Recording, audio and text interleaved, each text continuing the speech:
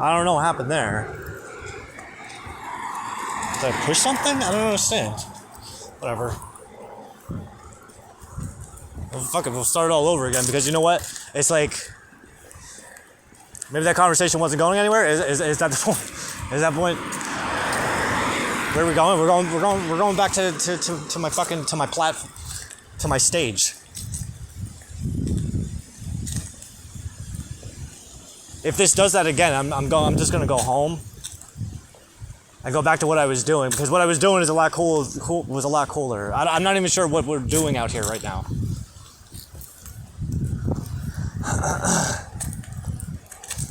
Maybe clearing out space. Is that what we're doing? We're clearing out space? Thank you, Hashem. Well, why the name change? What happened to Derek Maccabeus Meshach? Well, I just finished the first book of Dune. The first book of Dune, the Dune series. And I've seen the movies. And I've only ever actually read up to chapter 20 in the books. But today I actually finished 21 and 22.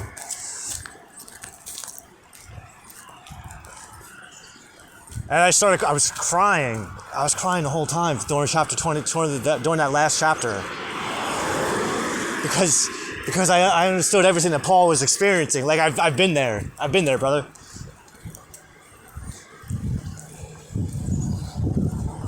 When he has that realization, after the Duke is dead, Paul kind of he grows up really fast. And it's almost like, to the reader, it's like, what the fuck? What the hell happened? How the hell did he change so fast? But you know what? That's exactly how it works. There's a lot of truth that's in that book that I've never met Frank Herbert, but Frank Herbert knew enough of whatever the fuck he was talking about to paint a really accurate picture of what Mashiach and Mahdi really are. Because he encapsulated it in the Muad'Dib perfectly. I remember in the beginning of the book, but when I first started reading the book again, maybe like 2 years ago, I picked it up again and I read through the beginning when the Reverend Mother was explaining to Paul about the Bene Gesserit totality, and how what they were looking for, the Kwisatz Haderach, how this individual would be able to do things that the other Bene Gesserits wouldn't, because he was a man. He would have access to an aspect of the inner self that the Bene Gesserit sisters would not be able to access, because of the fact they don't have a Y chromosome. That's what it is. Their X chromosomes are trained and honed and fine-tuned to be able to tap into very specific frequencies within the natural world that exist naturally within us. We all have it. All women have it. They're called witches. They're not witches for nothing. They're just able to tap into the emotional spectrum, deeper aspects of the emotional spectrum that the average person, especially in today's reality, that is like, of course, it's science fiction, but it's really not. It's really not, because if you see what's going on, it's actually very simple. But in order to be so sensitive to the world around you, you have to be sensitive to the world within yourself as well. And that's what a lot of that training is about, especially the pain training. Learning how to focus your mind and being able to sit through massive amounts of pain, trauma, anxiety, depression, stress, and still keep a cool head.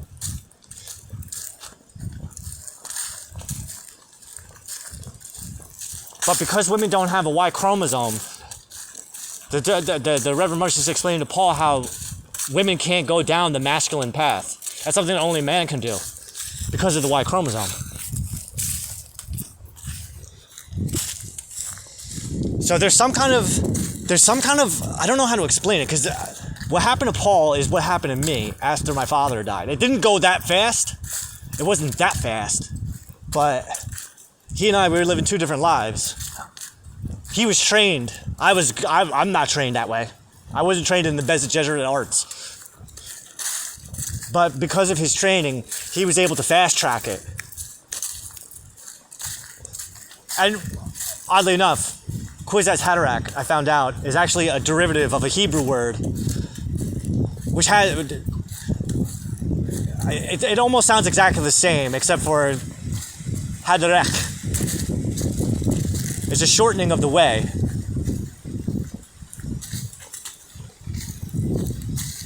For one reason or another, probably because of his training, he was able to quickly to jump onto the path, jump onto the way, without even realizing it. For me, for someone like me, it took a lot of time. It took about 6 years.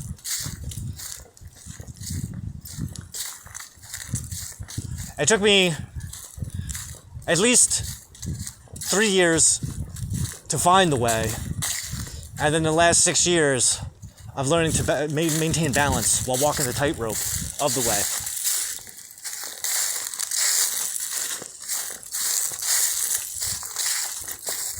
So why did I change it? I changed it because something that Paul said to Jessica. He was waking up in real time in front of her. And she has this realization, holy shit, he's the Kwisatz Haderach. He really is. And he looks at her, and he looks at her, and he goes, you think I'm the Kwisatz Haderach, but I'm so far beyond that. And she has no idea what he's talking about. So when we look at the concepts of Mashiach and the Mahdi, these are ideas that very limited people with a very limited understanding came up with. You ask any Jew, what is the Mashiach? They don't have a clue. They don't have a clue what's going on inside of that man. And the same thing with the Mahdi. I don't have enough experience with Muslim people to say, like, can you explain to me exactly what you're expecting from the Mahdi? From the 12th Imam? Like, what exactly are you expecting from this man? I don't know. But knowing what I know about both Islam and Judaism through Hashem is that it's one and the same. The one guy is the same. They're both the same one. And even Jews, like, you take the Jews out of the picture and we bring in the Samaritans and bring Samaritans into the equation. Samaritans are unlike Jews, where the Jews are convinced that the Messiah will be a descendant of David. And they're not entirely wrong. But you have the Samaritan people, which are a second primary species of Israelite. Like, there's two types of Israelites. And it's in the Bible where it gets explained. When the northern kingdom and the southern kingdom got divided, the kingdom of Israel was handed over to the people that would become the Samaritans, while the kingdom of Judah was handed to the people that would become Jews, predominantly.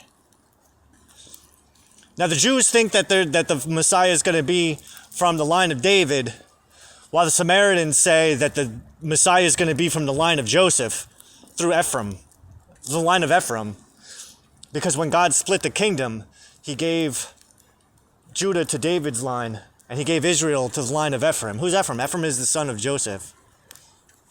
And he said to King Jeroboam, from the line of Ephraim, he said to him, I'm going to make you a kingdom just like David. All you have to do is just follow the rules. So even Jews, like something I laugh about sometimes when I see the Jews talking about it, like they leave out this one prophecy from Ezekiel where it says, where God even tells Ezekiel, he gives them the genetic breakdown of who the Messiah is, but nobody pays attention. People only see what they want to see. They see David. That's it. Oh, David, of course. But David has to crossbreed with Ephraim. And it's a spiritual crossbreeding, but at the same time, spiritual DNA is reflective of the inner DNA, so that's a whole other thing. But again, these are concepts that Unless you have a mind that's trained for metaphysical thinking, like you're really not going to go there. You have no reason to go. That's just not going to make any sense. You can only see black and white. But when Paul tells her, like, I'm so much more than just a quiz at Haderach. Like that's not wrong. Like I have this tendency of limiting myself just down to the Mashiach, but I'm so much more than Mashiach. I'm also the Mahdi at the same time. And that comes from the line of Joseph, because Joseph, the tribes of Joseph, Ephraim and Manasseh, they're Islamic Jews, essentially. What differentiates the Muslim, what differentiates the bloodline that led to Islam is the fact that they have Egyptian mothers.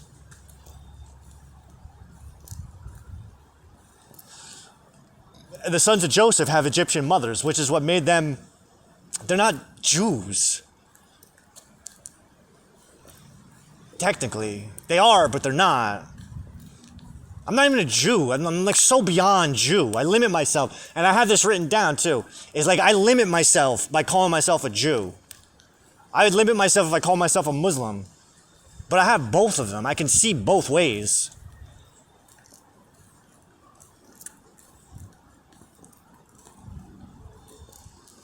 Because both ways are different, but they're both exactly the same. And I got a lot more learning to do on Islam. I understand that. I'm not a fucking master. But when I was thinking about it, I was writing about what had just all of the feelings that were coming up from finishing that first book, and it was just like, holy shit. This isn't even about this kid. This is about me. Which made me start thinking, like, what happens if you live your life and you don't have anyone ever telling you that you're wrong? Or even if you do have people telling you that you're wrong, you know that they're talking out of their ass. You know what I mean?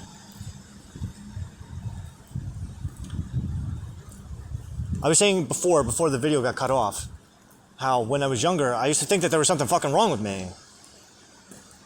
I used to think that there was something wrong with my brain, that I couldn't think, that I was really slow in comparison to other people. But I'm perfect.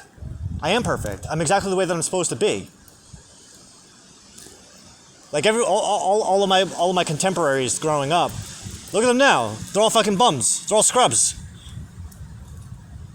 Even the jobbers who own businesses, they just had it for the money. That's it. They don't give a fuck about what they're doing. If they weren't making money doing what they were doing, they would try to figure out something else that they could be doing. That's how people are. Jordan Peterson had a really cool breakdown of what the difference between a job and a career. A job is something that you wouldn't do if somebody wasn't paying you to do it. A career is more of a specialty. Like, I don't look at folding shirts as a career. You know what I mean? Like, working in retail, that's not a career. That's a job. That's slave labor. But last night I was thinking about it.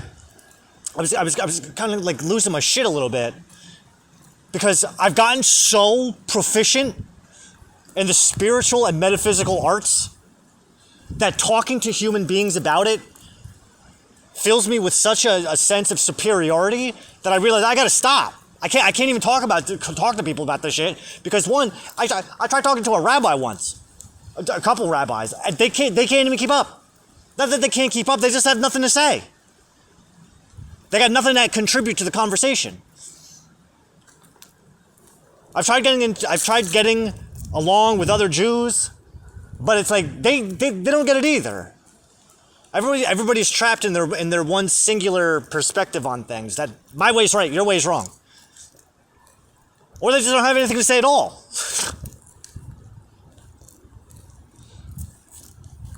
They spent fucking half the day yesterday bickering back and forth with some guy on Facebook, because I wanted to see how far it would go.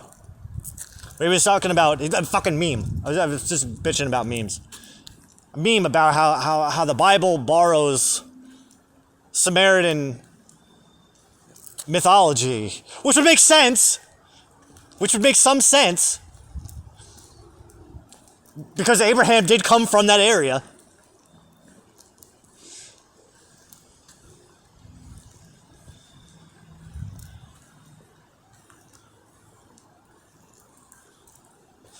But maybe it's not that it borrows, maybe it's just that we have a shared history, you dumb fuck.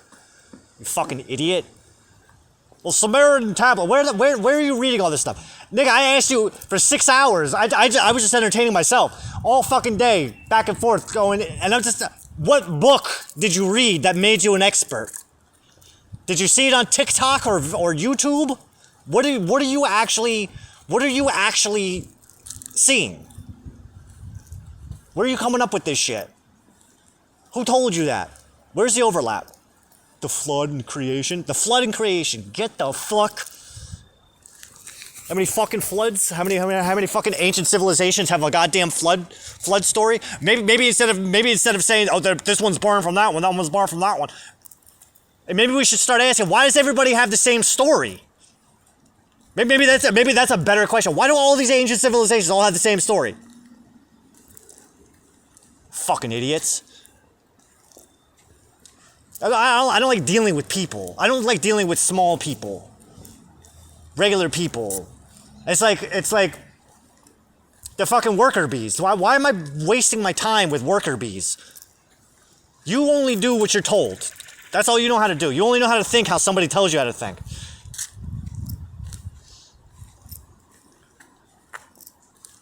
Going on my superiority kick. This is not a fucking superiority kick. It just happens to be that I'm just better than everyone else. I don't know. My mind is better. My way of thinking is better. The fucking emotional range that I have is fucking better. The spectrum, my range in my way of thinking is far superior. Yeah, you know what? I am superior. And now my big idea is to learn a computer language so that I can program my brain to think like a fucking computer. What the hell do I need? What do I need a machine for? I am my machine. I am the machine. The people are so fucking lazy. You want everyone else and everything else to do your job for you. Because you have absolutely nothing to contribute. While you sit around and jerk yourself off or fucking shove fucking bonbons up your pussy and watching fucking TV. Scrolling through fucking TikTok. What are you doing with your life? What are you even here for? Are you taking up space? Are you just taking up space? Are you and your children just taking up space? Because if so, I think what I'd like to see is euthanasia. I think people need to be allowed to kill themselves. Especially the people who want to kill themselves because they know that they're just taking up space.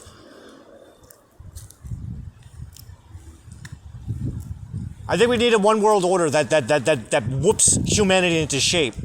Yeah, my one world order. If you're not doing something, you gotta go. You're going back. You're going to the fucking recycling plant, back into Soylent Green. My soul wants to go back and read A Brave New World really badly, but at the same time, well, we got time. I probably could. What am I doing? No,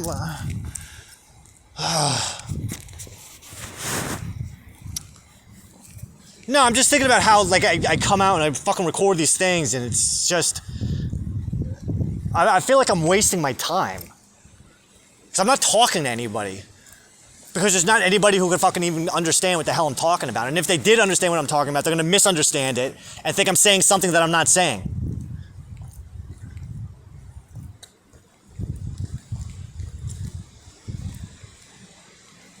Do you know how artists and celebrities and politicians, like, they don't fuck with like little people. They don't fuck with that. Like, that's what I need to do more of. Well, I mean, what people do I even interact with? I interact with my mom. Sometimes my brother. Sometimes my mom's husband. But that's it. I don't Then there's social media people, but even that, like, it's just, I'm done with that. I'd like to believe I'm done with that.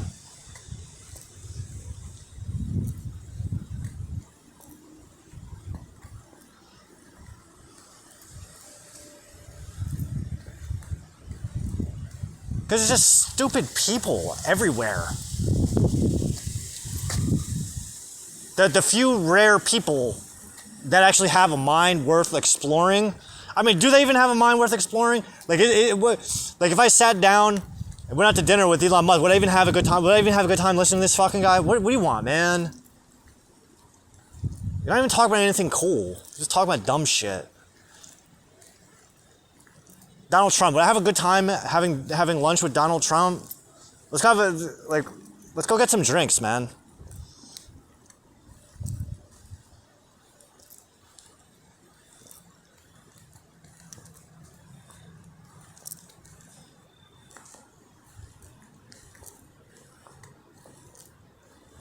Now I see, like, you know what kind of fucked me up was back in 2020. This is where I got soiled. Is back in 2020, after the COVID lockdown, I was racking in all this COVID cash. I was making like fucking between $400 and $600 a week, and I had realized up until before this point, but we got a really good opportunity here. No one's allowed to leave the house, basically. The government's giving us all this money. What do we invest in the money in? And I started to invest in all these things for myself. That was the year that I started my business too. That was the year that I formed my legal entity.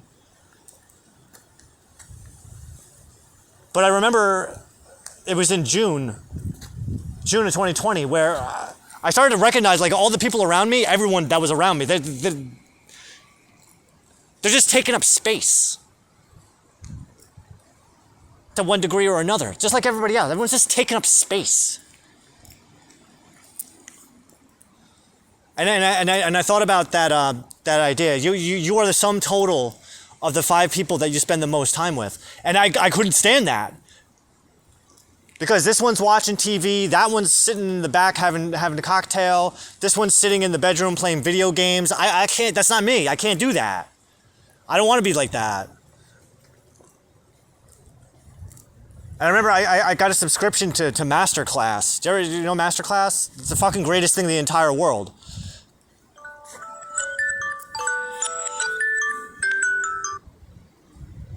And what I did was I got a year subscription to Masterclass, and then I just started watching all of these Masterclasses. That's it. You know what? You're the sum total of the 5 people that you spend the most amount of time with. All right, I'm going to spend all my time with the people on Masterclass, because those are the people who have the fucking right idea.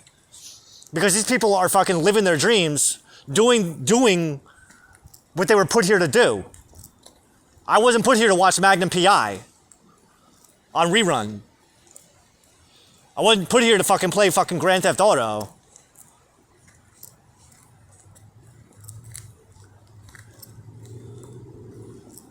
I'm not saying I wasn't here to lounge out and enjoy a cocktail from time to time, but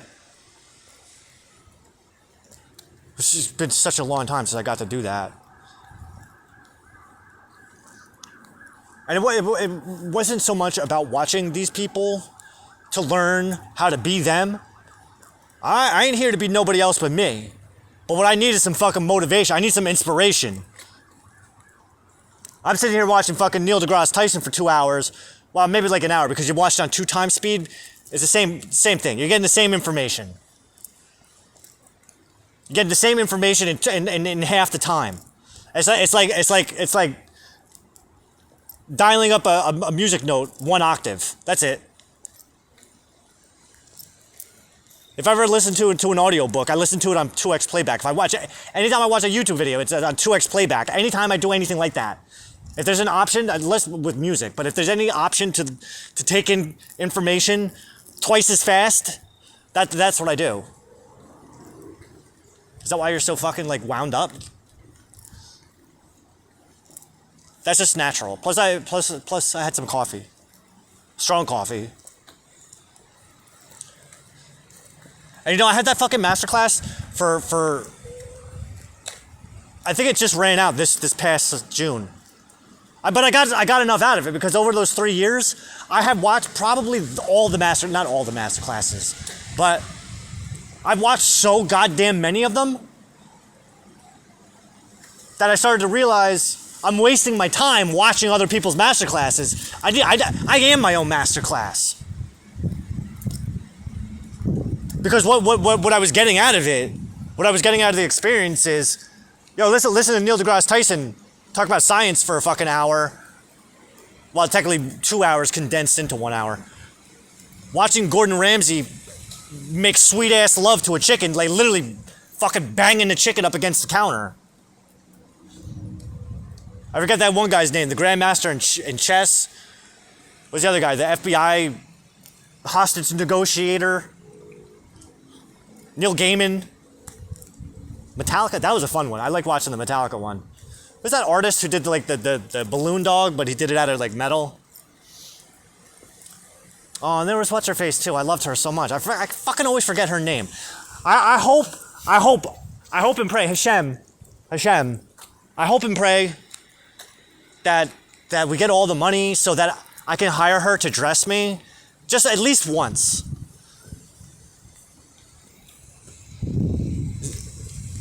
Why?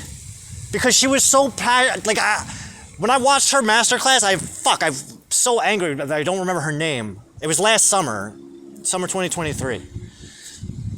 I was watching her class, and she had such a deep passion for what she did. She loved her job so much. She loved her work so much, and you can tell just by the way that she talked about it. Because when she was talking about dressing celebrities, and dressing these elite people, like you could just see the utter joy that was just her soul was glowing when she talked about what she did because she loved it so much. She was so adorable. I want her to dress me one day.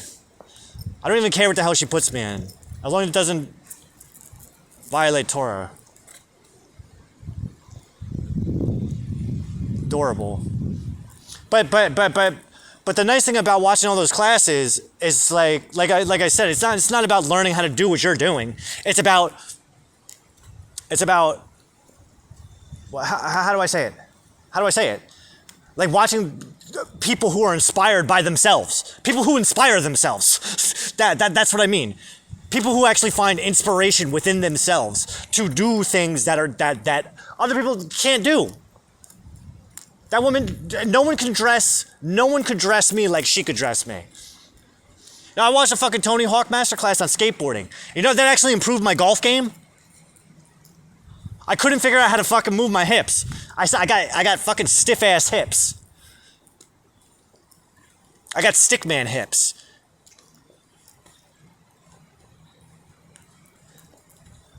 And I remember I had only been playing golf for like maybe a month at that point, but I watched a Tony Hawk masterclass, and they were explaining the body, the procedure through which one would do a kickflip. I used to skateboard when I was younger, but I could barely ollie. I couldn't, God forbid, fucking try to kickflip. I tried to fucking heel flip once. I'm gonna fucking crush my balls. If you ever skateboarded and tried doing a heel flip, you know exactly what I'm talking about. Because you do it the wrong way, the board just goes straight up and it gets you right between your balls and your ass. I almost got clipped a couple times. Like, I ain't fucking with that. Like, no.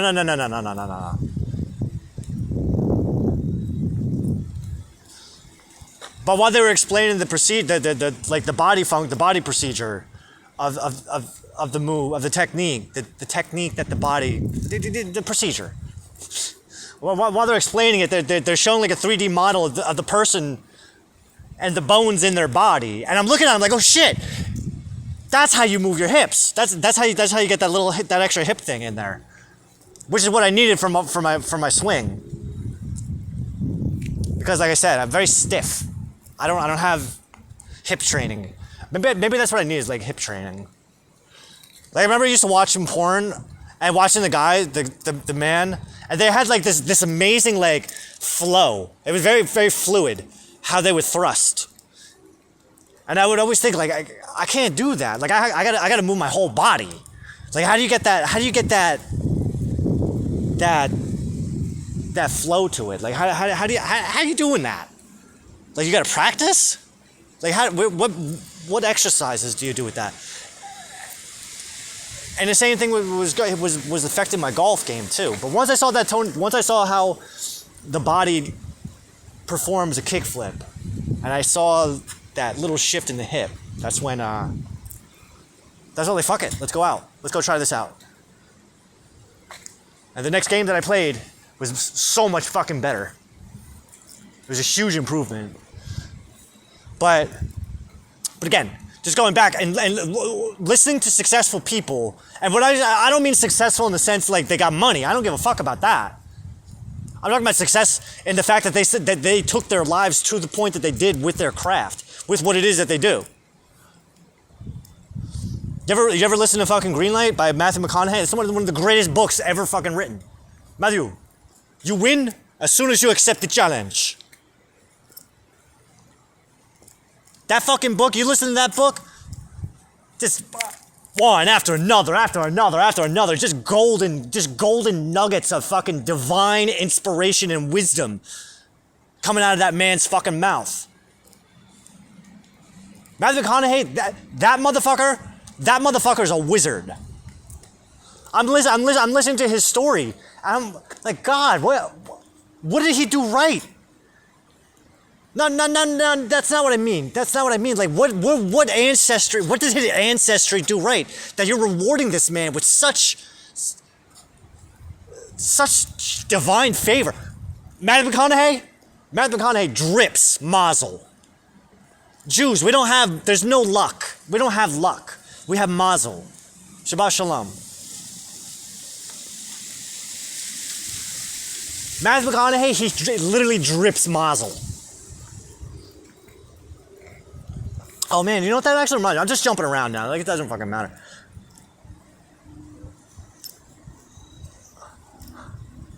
So I have this group on Facebook where I run classes.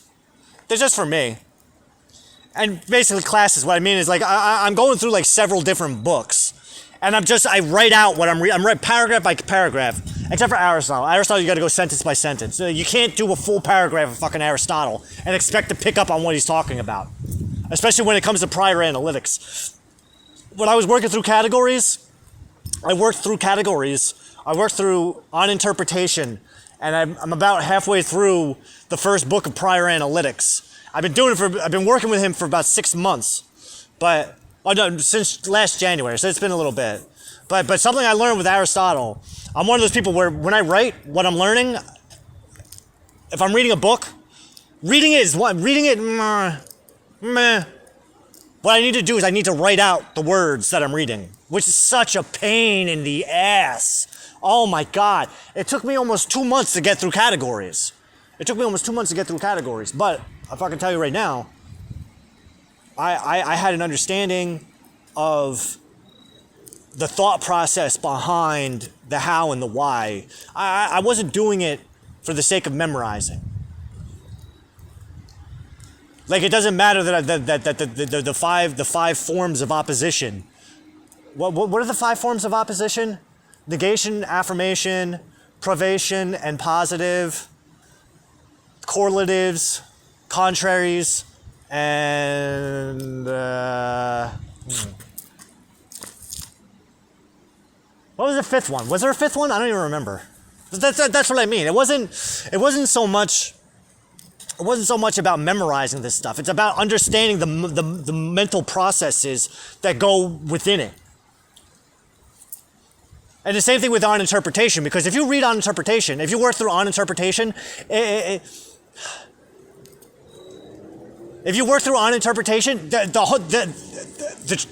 secret sauce to that book is to interpret it. You got to figure out how to interpret it. It doesn't matter what the hell he's talking about. He's talking about sentence structure, and not sentence structure as we are familiar with it today.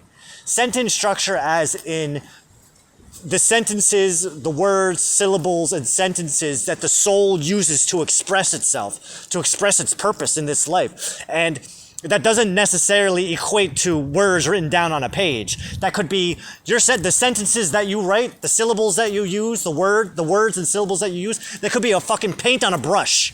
It could be a musical note, a symphony. It's not necessarily the fucking words on a page that give you that enunciate an idea. Maybe that idea is just the image that you're seeing on this portrait. But that's getting like kind of.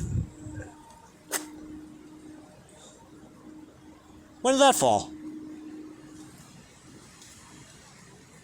Yeesh.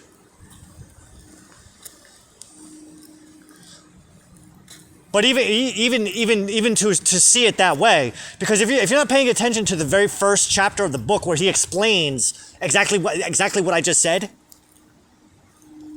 then you're going to look at the rest of the book in a really literal manner, because what he's talking about is how to connect to a work of any sorts, how to connect to any type of work from a soul level. Because that work itself is the product of the soul. That's what the soul was put in this physical form to do.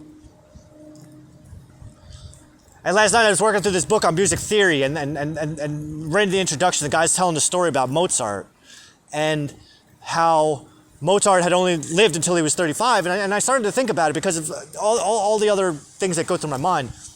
And I started to think about this book by Rabbi Moses Chaim Luzzatto, called Derech Hashem, The Way of God. And in that book, he gives a really colorful explanation for what it means, what is the resurrection. And what's interesting about the book, that book was written in the 1400s, right? Yeah, you read that section on resurrection of the soul, and you fucking read that, I could have swore he didn't say his name, but I knew this nigga was talking about Rabbi Jesus. Because I'm going, yo, Rabbi, come on now, man. There's only one Jew in history. There's only one Jew in history that talked about the resurrection, and that was that nigga over there. What other Jews? Come on, man. I don't know Rabbi Luzzatto personally, and the man's been dead for fucking 620 years. But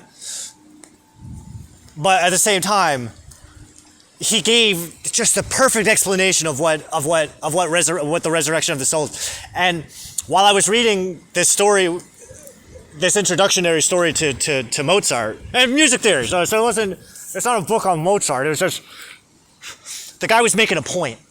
The guy was making a point about how Mozart, like, he spent most of his life in poverty. Now, mind you, like, what does that even fucking mean, dude? Like, you're looking at his.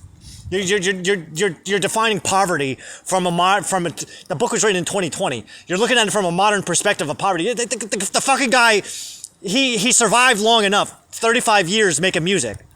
All right?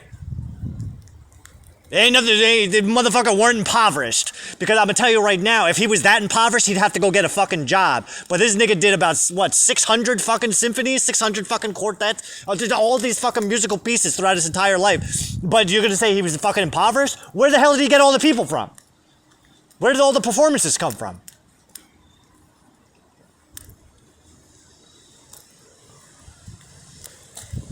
His money he wasn't making money. Okay, so he wasn't making money like some jerk off at Hugo Boss folding shirts all day every day.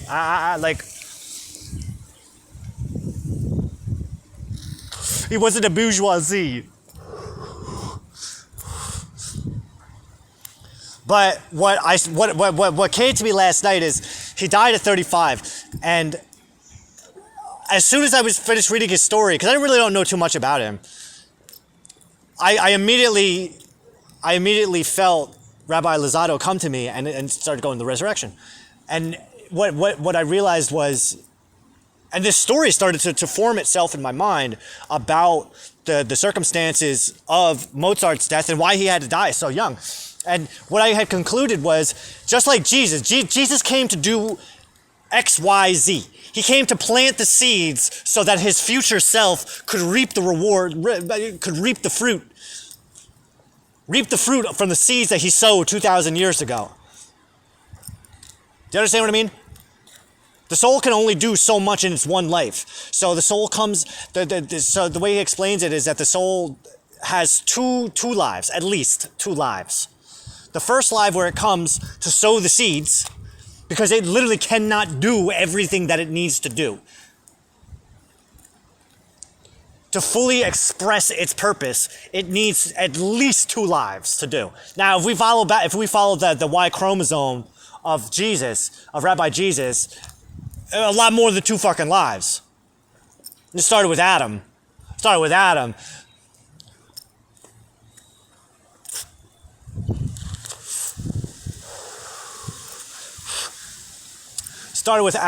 to Seth, to Kenan, to Jared, to Mahaliel, from Adam to Seth, to Enosh, to Kenan, to Jared, to Mahaliel, to Enoch, to Methuselah, to Lamech, to Noah, to Shem, to Shelah, to Eber, to Peleg, to Reu, to Serug, to Nahor, to Terah, to Abraham, to Isaac, to Jacob, to Judah and Joseph, to Perez, all the way up to Boaz. And from Boaz to Ovid, to Jesse, to David, to Solomon, all the way up to Joseph, to Rabbi Jesus, all the way up to me.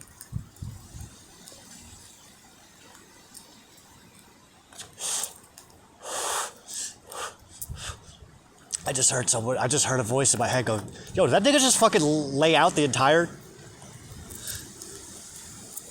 Well, you know what, let me back that up. To Rabbi Jesus, all the way up to my to the husband of my great-great-grandmother Aquilina, to my great-grandfather Frank, to my grandfather Frank, to my father Frank, to me.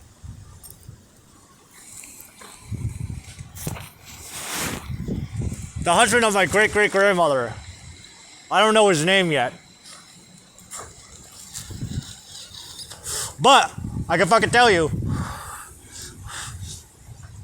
I can tell you that great-grandpa Frank, he was born in Acre, Calabria, Italy. So I know those motherfuckers that got record somewhere of what his father's name is, and I'm gonna get that goddamn name.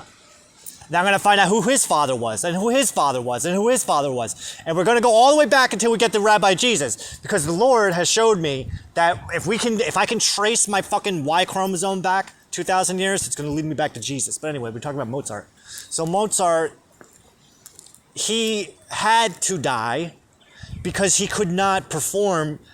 He had reached his peak potential. Think of it like the reptilian brain, the limbic mammalian brain, and the human brain.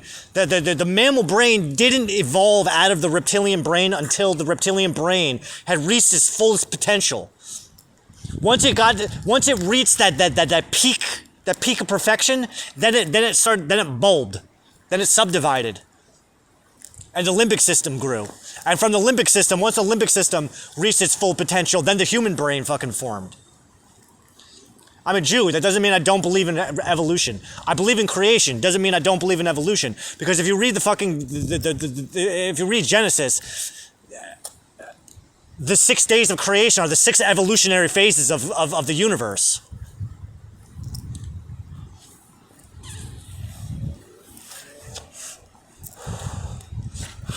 The 6 evolutions of consciousness.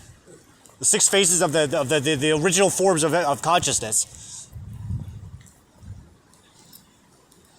You read through those opening pages of Genesis, and you're watching the evolution of God Himself. You're watching the evolution of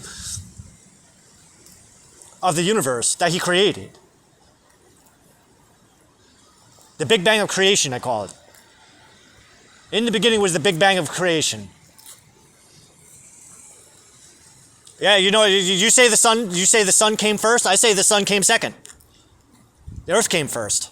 And even we can argue that point and say that earth wasn't necessarily earth, the way that we think of earth, as much as the physical plane. Physicality didn't really come into being.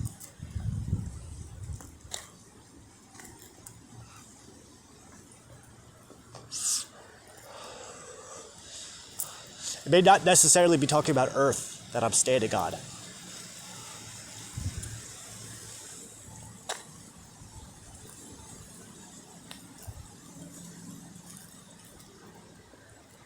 Deep thoughts. Yeah, this nigga's on a whole other level. You high? Nah. I wish.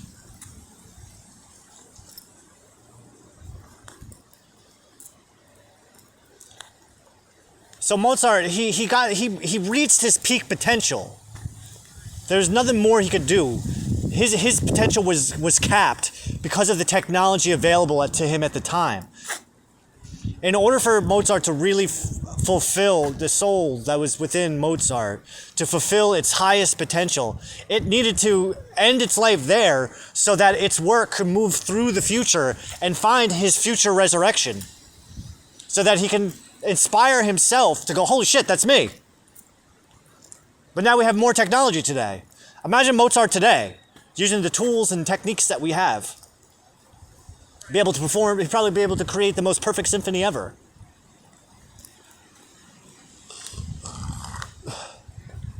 Just like Rabbi Jesus.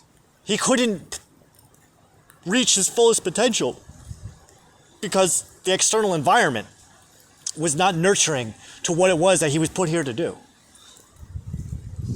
Today's a completely different story. Imagine Rabbi Jesus waking up and looking around and going, oh shit, I got a whole new canvas I can work with here.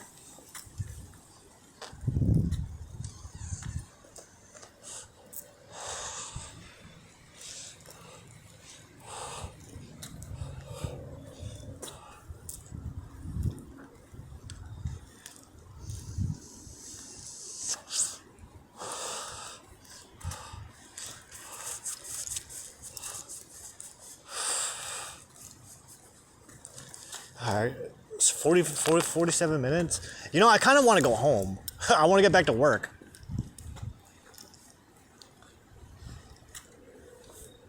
I just finished the first book of Dune, which is exciting. Because I've only ever actually read up to chapter 20. I read chapter 21 last night and 22 today. And I've seen the movies, but reading the book is much different. It's a little bit more personable. I'm also working through the Communist Manifesto with Marx, which is an incredible book, by the way. I'm completely ignorant to Marxist theory. Like I read the book in the summer 2023, but I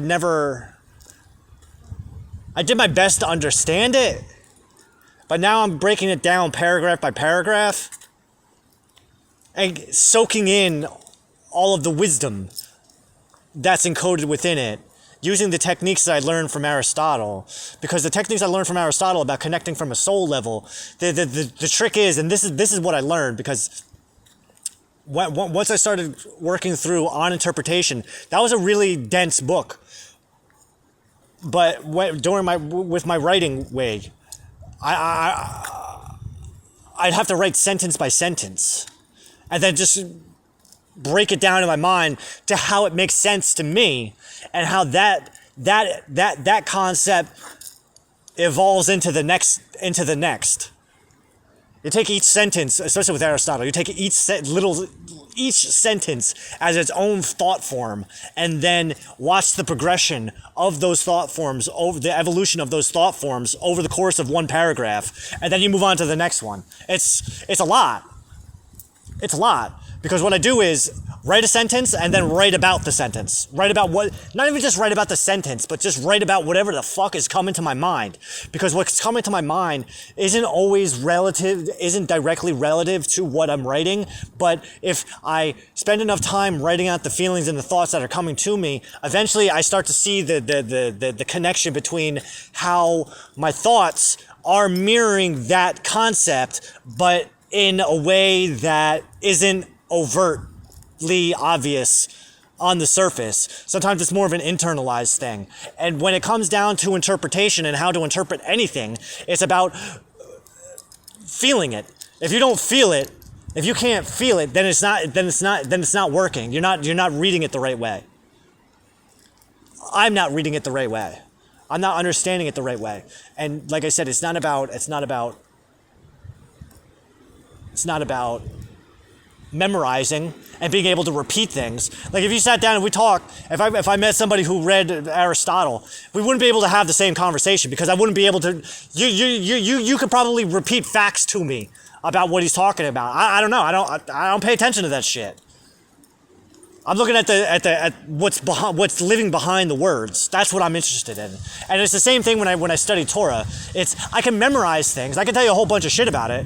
I could tell you, I could track the fucking bloodlines and the genetic structures of every single fucking person. But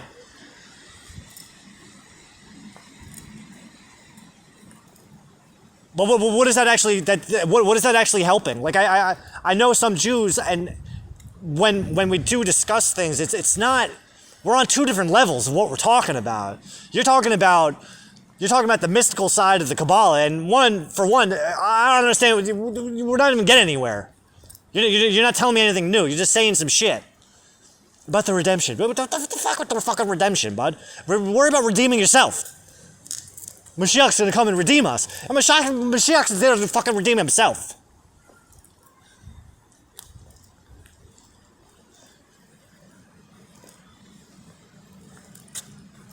You can't fucking redeem nobody until you redeem yourself. And one, it's not even your job to fucking be redeeming nobody. And that's word from my Lord Hashem himself.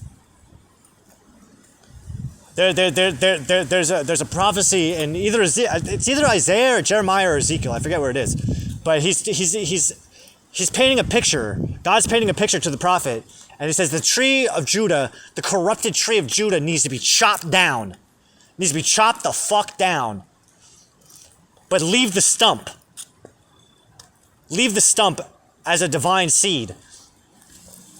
And I understand what he's talking about. Because the current family tree is so fucked, so corrupted. Just don't even worry about it. Chop that fucking thing down and start over. It doesn't. We're not in a fucking rush. This is a game of perfection. It's kind of like the way I always like to equate it is like debugging a piece of software. Not that I have like terrible amounts of fucking programming experience. I've just very basic shit. But when you're writing a piece of software, as basic as it is, you have to debug it, and you have to find any errors that are taking place. You got to get rid of them. You got to fix it to make sure that the system itself is running at peak performance. And then you can tweak it from there. And then you got to debug it again. The current tree of Judah, so to speak, is corrupted. This is fucked. It's not going anywhere. It's not doing anything. It's just wallowing in its own filth. So chop it the fuck down, and then what's good about it, get rid of all the crap, and then just let the gold regrow itself, rebuild itself. Don't worry, I know what I'm talking about. I understand what I'm saying. Sometimes it's hard for me to put all my thoughts into words because I don't exactly know how to paint the picture the right way. Well, maybe I do. I don't give myself enough credit. Thank you, Hashem. I'm just saying what he tells me. I can't take credit for anything. I'm just a stupid man. What time is it? It's about an hour. What time is it? Probably almost Given the degrees of the sun, I'd say it's probably about 4 o'clock. It's 3:45. Got less than an hour before sunset. So we should be in the 11th hour. Today's Saturday. It's Shabbat. I gotta get out of the habit of doing that. I'm trying to replace Saturday with Shabbat. Yeah, it's 11th hour, which is over in about 5 minutes. All right. Eve Online. That sounds like a fun game. I always wanted to play Eve. I mean, I've dabbled in it, but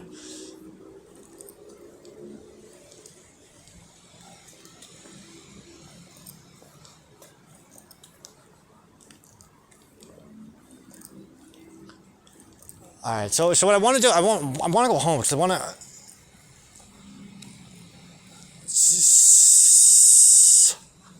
I see Aristotle, I see Marx, and I see this Python program.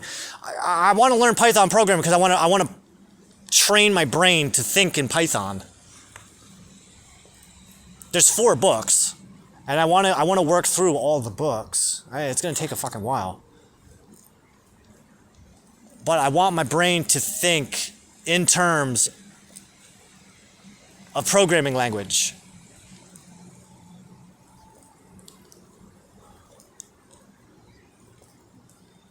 Like, I don't know how to do that.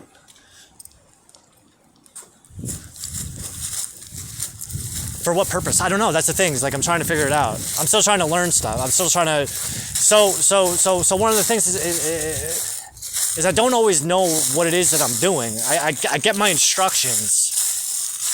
I get my instructions on what I need to do, but I don't always know why, because the why doesn't necessarily explain itself until after the fact.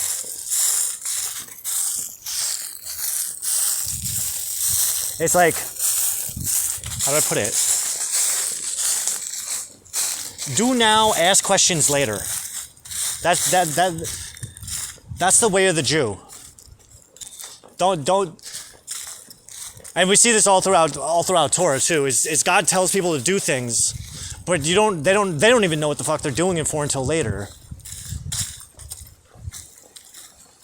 Or you just have to trust. You just have to trust that he's not having you do something for no reason. And I have enough experience so far that I've come to recognize that when God gives me an instruction to do something, or that I need to learn something or see something, that there's a future reward that's attached to that current action. Like when I first started writing my journals back in June 2018, I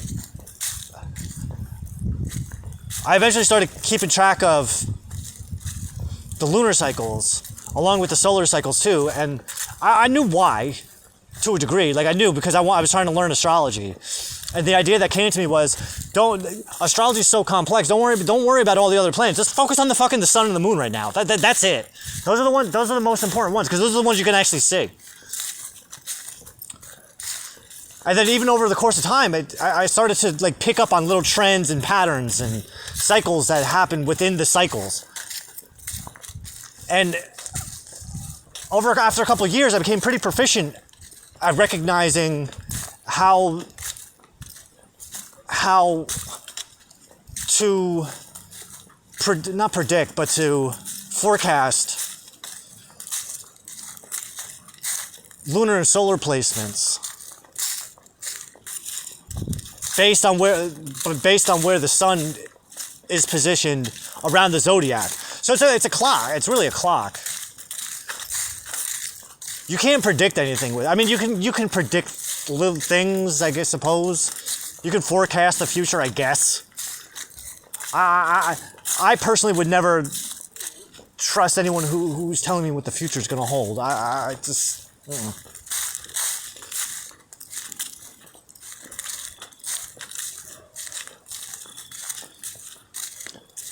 But then it wasn't until last summer, 2023, when it finally came to me. I think I might be ready to start learning the Jewish calendar, because I had been wanting to learn how to use a Jewish calendar for years, and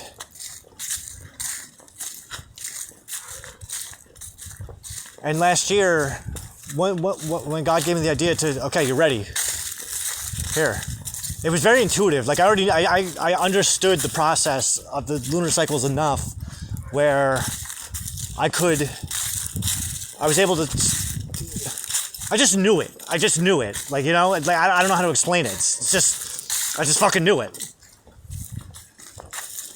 I had been working with the zodiac, the Western zodiac, for so long, and paying attention to how those cycles work, that it was easy to just reverse engineer what I knew, to take what I already knew and then just apply it to the Jewish calendar. I go, oh, okay, it's based on the same thing. But where the Jewish calendar is a lunar solar calendar, the Western zodiac's a solar lunar calendar. Does that make sense? And then once I was introduced to relative time, planetary time, through King Solomon, that's when things really fucking started to take a shift.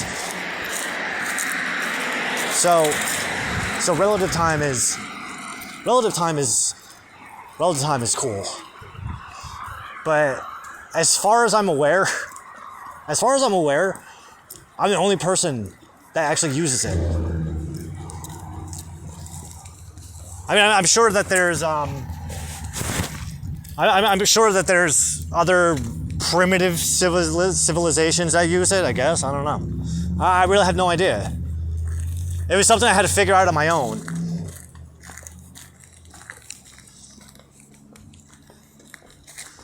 Because I was trying to understand planetary time. Planet time? It's something that people use in magic. Like if you're going to do a spell, it's suggested that depending on the spell that depending on the results that you're trying to achieve, that there's certain times and certain days throughout the course of a week where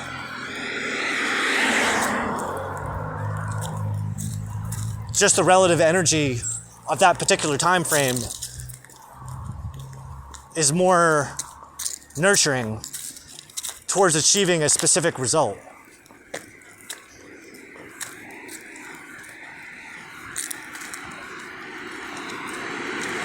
Like we're in Scorpio season now. So Scorpio's ruled by Mars and Pluto, but let's take Pluto out of the equation for a minute. Well, just take Pluto out of the equation right now. Mars, so like if what's Mars is like something active, trying to defeat something, going to war, battle, fighting. Well, what am I thinking?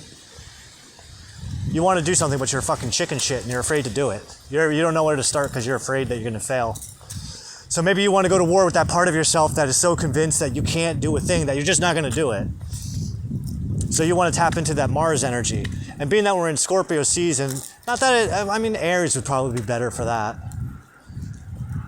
So let's fast forward in time to Aries season. Like there's something you want to take action on. Take serious action on.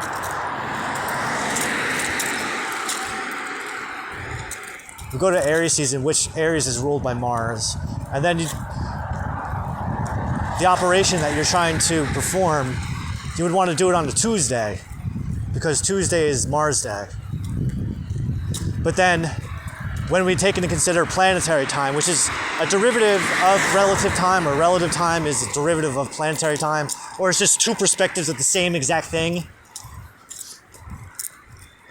Thank you, King Solomon. Thank you, Hashem. So if you did it on Tuesday, the ideal hours would be the first hour of the day, which is the first hour of after sunrise, because the first hour begins at sunrise. The 1st, 8th, 15th, and 22nd hour of the day.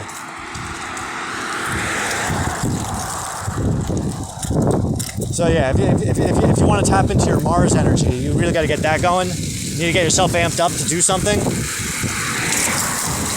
and you want to cast a spell on yourself that involves invoking that Martian energy. The best time to do it would be any Tuesday in Aries season, during the 1st, 8th, 15th, and or 22nd hour of that day. Because those are the hours of Mars. Because the way planetary time works is that the first hour of the day is designated to the planet that rules over that particular day. And so it helps if you know what planets correspond with each day. But over the course of the week, the hours, they follow a very specific pattern, so that every day, the first hour always corresponds to that particular planet. But because each day is designated 12 hours a day and 12 hours a night, and then this is where it gets fucked up, because we don't practice time this way. We don't observe time this way predominantly. Because we're so used to UTC that this is like totally alien. 12 hours a day, 12 hours of night every single day. How the fuck do you pull that off? Well, that's what I mean. That's where the relativity comes from, because the length of an hour is relative to the season, the time of year, essentially. So right now, a daytime hour, so what you gotta understand too, is daytime hours and nighttime hours, they're two different things. So right now, we're about, because of the time of year, one daytime hour is 50 minutes long, and one nighttime hour is 70 minutes long, right? So as we get closer to, from the summer solstice to the winter solstice, we essentially lose like a minute a day, right? A minute per day, but we gain 1 minute per night. So you take that 1 minute from the day category and you put it in the night category. And over time, the nighttime hours exceed the daytime hours. It's complicated, but it's really not that complicated. It's incredibly intuitive if you see the ebb and flow, the wax and wane of the hours over the course of a year. So by the time we get to the winter solstice, in order to accommodate a 12-hour day and 12-hour night every day of the year, you have to adjust. You have to compensate for the approximate amount of time that it takes from sunrise to sunset and sunset to sunrise.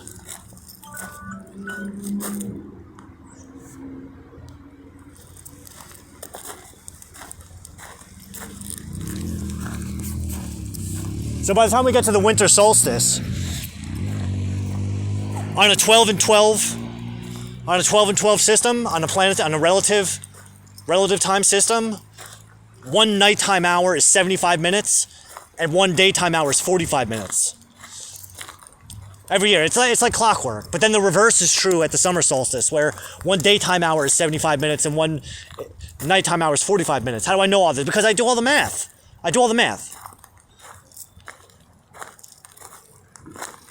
Because I have. Let's consider. Let's take a good sampling of humanity, right? There's 8 billion people.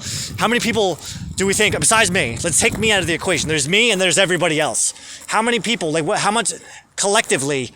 How much time is invested over the past 2 years in understanding relative time? I'd probably say almost close to zero. Let's just assume. I do it every single day. I live by it. I've been living by it for the past, since June 2022, 2023. So this June coming up, I'll have 2 years straight, all day, all night. experience with relative time. I'm pretty goddamn. I'm pretty fucking fluent. So now there's 7 planets. So we go in chunks of 7, which is a little bit off, but bear with me here, because there's only 24 hours in a day. So that means that over the course that 7 planet pattern repeats itself fully 3 times. And then there's that small 3-hour chunk at the end of the day, the last 3 hours before sunrise, and the first 4 hours after sunrise. But the layout of the planets, how they kind of, the sequence that they play out from over the course of a day, it stays the same. And because of the way that it's laid out, like I said before, every day at sunrise, which counts as the first hour of the day, will always and forever be associated, corresponding with the planet that corresponds with that day. I personally have Saturday as the first day of the week. So today's the first day of the week and the last day of the week. This is day 1 and day 8 at the same time. The 8th day is the first day. It's the last day of the ending week, and it's the first day of the incoming week. It's a mental thing that again I learned from King Solomon. But the sequence goes like this. So let's say we're going to start from Saturday as the first day of the week. So the first hour of Saturday is Saturn. It's the hour of Saturn. Goes Saturn, Jupiter, Mars, the Sun, Venus, Mercury, and the Moon. Saturn, Jupiter, Mars, Sun, Venus, Mercury, Moon, Saturn, Jupiter, Mars, Sun, Venus, Mercury, Moon, Saturn, Jupiter, Mars, Sun, Venus, Mercury. Am I doubling up on Mercury? In my head, I'm hearing Mercury twice. Mercury comes after Venus and before the Moon. The Moon comes after Mercury, before Saturn. Saturn comes after the Moon, before Jupiter. Jupiter comes before Mars, after Saturn. Mars comes before the Sun, after Jupiter. The Sun comes after Mars, before Venus. Venus comes after the Sun, before Mercury. Mercury comes after Venus, before the Moon. And we repeat. That sequence ensures, like I said, that the first hour of every single day corresponds to the planet that corresponds to the day of the week. It's perfect.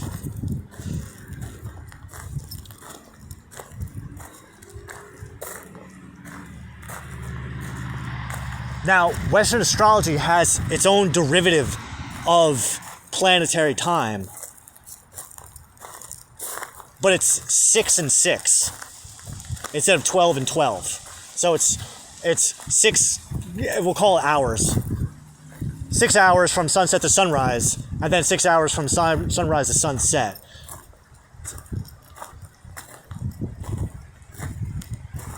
That system determines where your houses are going to fall. So at the day of your birth, on your birth chart, you have an ascendant sign. Your ascendant sign is determined by what sign is behind this. Well, Western astrology is not like that. Western astrology is based on the solar seasons. Sidereal astrology is based on the literal placements of the stars. But there's a 25 degree and 25 degrees and about 5 minutes differential from Western to sidereal astrology. So on Monday, according to Western astrology, probably around like early Monday, the sun will be at about 25 degrees, 5 minutes of Scorpio. At the same exact moment that the sun is at about 25 degrees, 5 minutes, there's 60 minutes per degree. But once the sun is there, at the exact same time in sidereal astrology, the sun will be at 0 degrees Scorpio. So 0 degrees Scorpio in sidereal astrology is equivalent to 25 degrees and about 5 minutes of Western astrology. And that's around the board. That's around the board. So as the sun progresses 1 degree every about 24 hours in Western astrology, it's doing the exact same thing with sidereal astrology. So sidereal astrology is only behind Western astrology by about 25 degrees. So in a sense, we could say, and that's because of the precessional slippage. So if we take that into consideration, what we can actually determine is that Western astrology and sidereal astrology were actually aligned about 2,000 years ago. Because right now,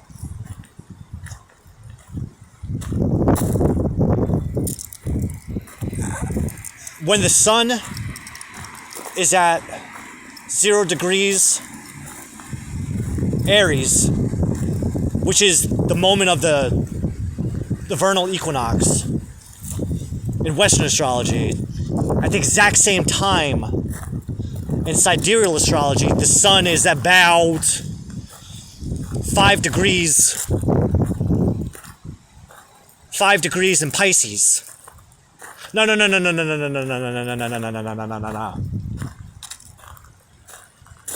Yeah, 5 degrees Pisces. Because when it comes to the progression of the equinox, what's it called? The precessional slippage. The constellations move clockwise.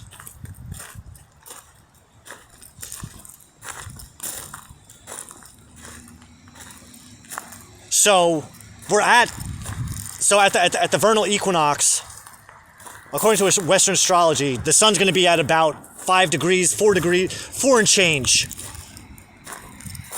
4 degrees and some change of Pisces, but it's moving backwards towards Aquarius. And now, realistically, and I think that even Western or sidereal astrology isn't precise because of the fact that the constellations don't exactly take up 30 degrees. The 12 constellations don't exactly take up precisely 30 degrees. So that's why we're already in the age of Aquarius. Like the age of Aquarius, like we're going to get into that. So basically, the age that we're in is determined by the constellation that's behind the sun at the moment of the vernal equinox. So according to Western astrology, if you thought that Western astrology was correct, right, you would think we're in the age of Aries. Well, going into the age of Pisces, technically. Oh, so that the ass end. That's the ass end of Aries.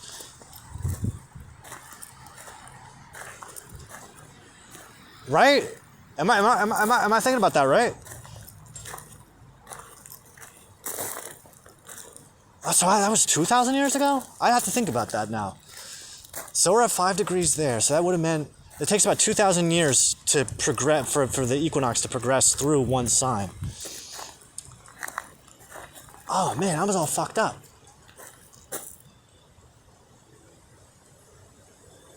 So Western astrology shows 2,000 years ago. Because right behind 0 degrees Aries is no shit. Huh. Fuck, I thought it was 4,000 years. God damn it. No, because 4,000 years ago, if right now, hold on, I'm just doing the math in my head. So 2,000 years ago, I mean right now, the sun, when we get to the equinox in March, on Western astrology, the sun's going to be at about 4 degrees and change of Pisces, moving towards Aquarius. 2,000 years ago, it would have been at roughly 26 degrees.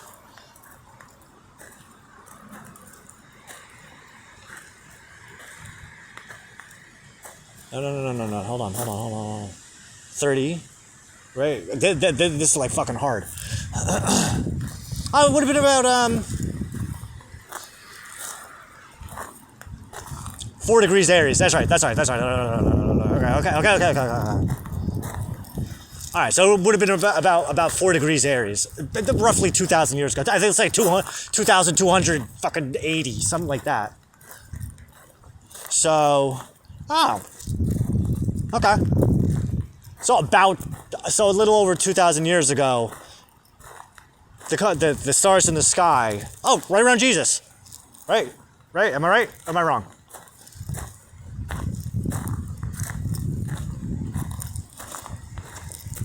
Am I right or am I wrong? 2,000 years ago, that's when the Western zodiac would have been more aligned with the sidereal zodiac. Okay, I can live with that.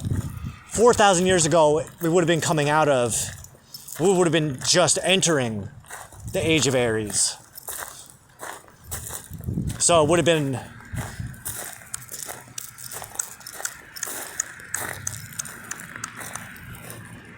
about 4 degrees Taurus. That would have been around the time of Abraham. All right. Okay. Going into Aries. All right.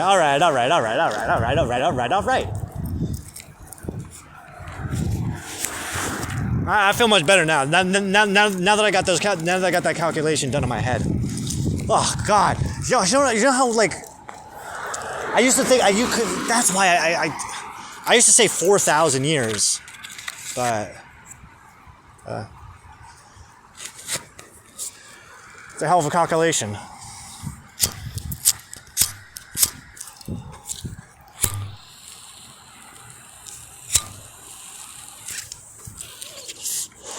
I can see it though. It makes sense now.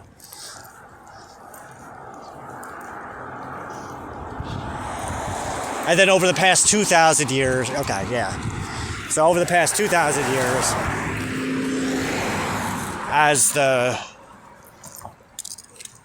we've been progressing backwards through the entire 30 degrees of Pisces, moving towards Aquarius. All right, I can deal with all that. I'm not upset by this. I gotta write that down.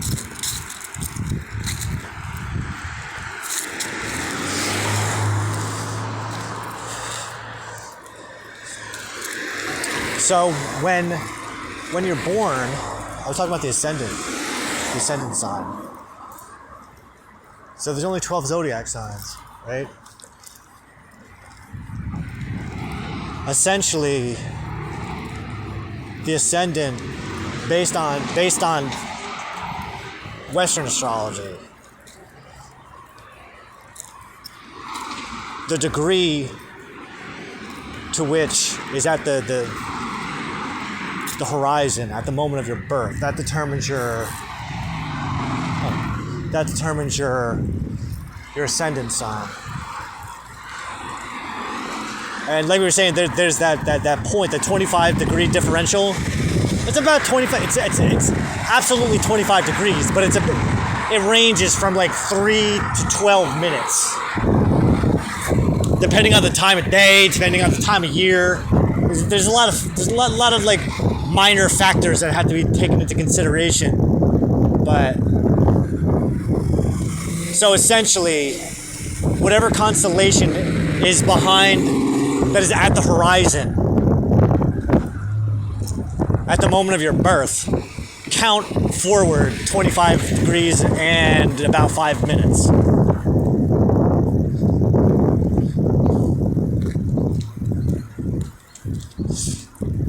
All right, that's your rising sign.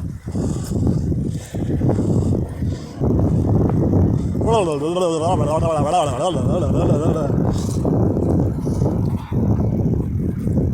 you think you're good at math or something? No.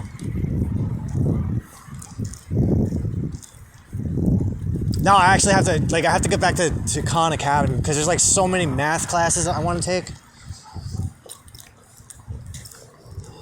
But I don't know where to start. It's not that I don't know where to start. I don't know where to pick back up from.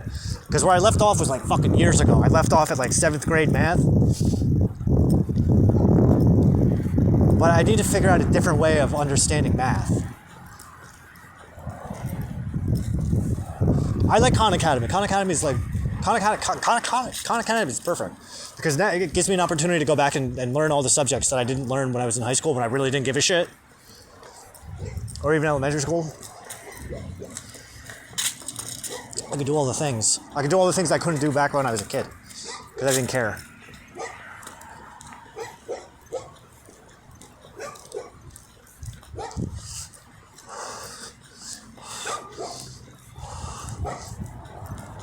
It's like, where am I going?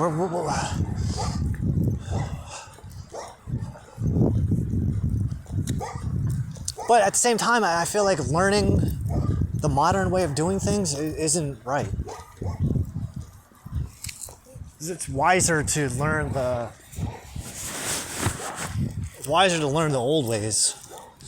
Like I attempted to work through Euclid's elements, which is interesting. It's not. Come on, man. Oh.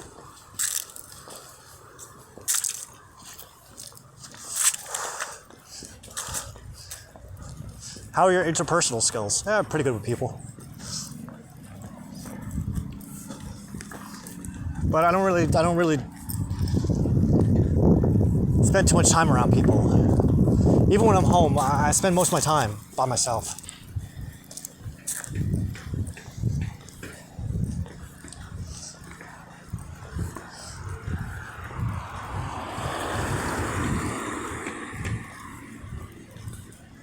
All right.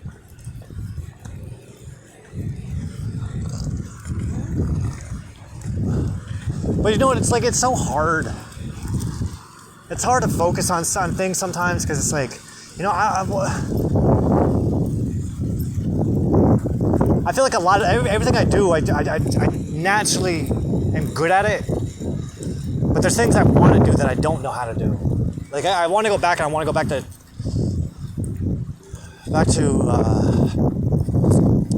music theory. See, my limiting beliefs I have to deal with. I'm a little intimidated by Python programming because I feel like I have to know more.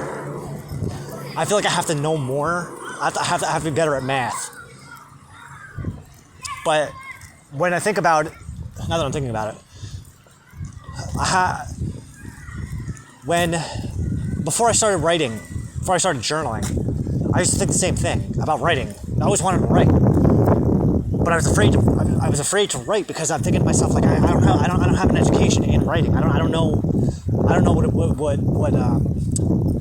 the fundamentals. I didn't know that you can just pick up a fucking pen and just start writing things down.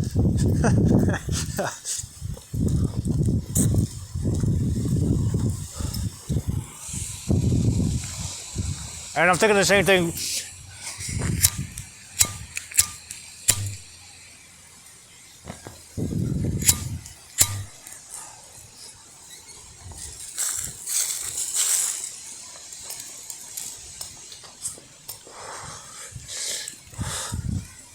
So I know, like, I really don't need to know all the things I think I need to know. Why am I going to do this if I don't know that? Don't worry about it.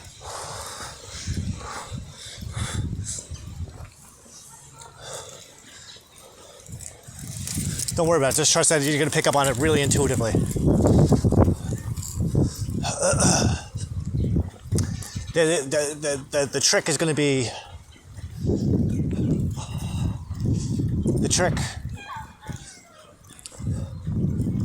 is going to be like reverse engineering the logic behind it. Does that make sense?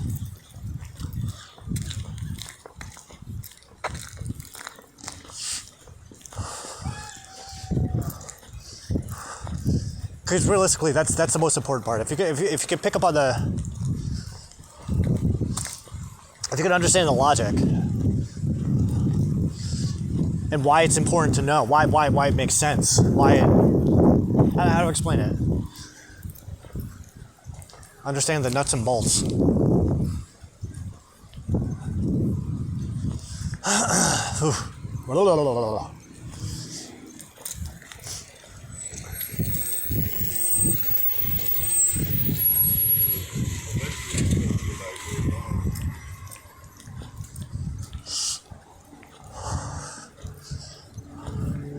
All right.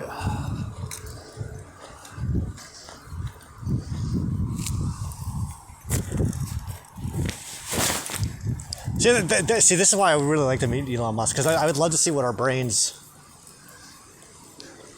happened if the two of us were in the same room at the same time, having a conversation.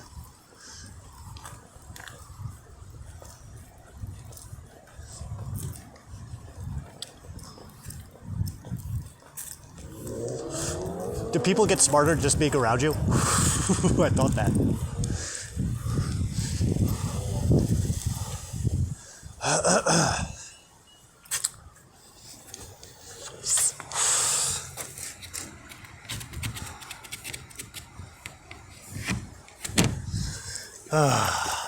Man. All right. Wrap this up.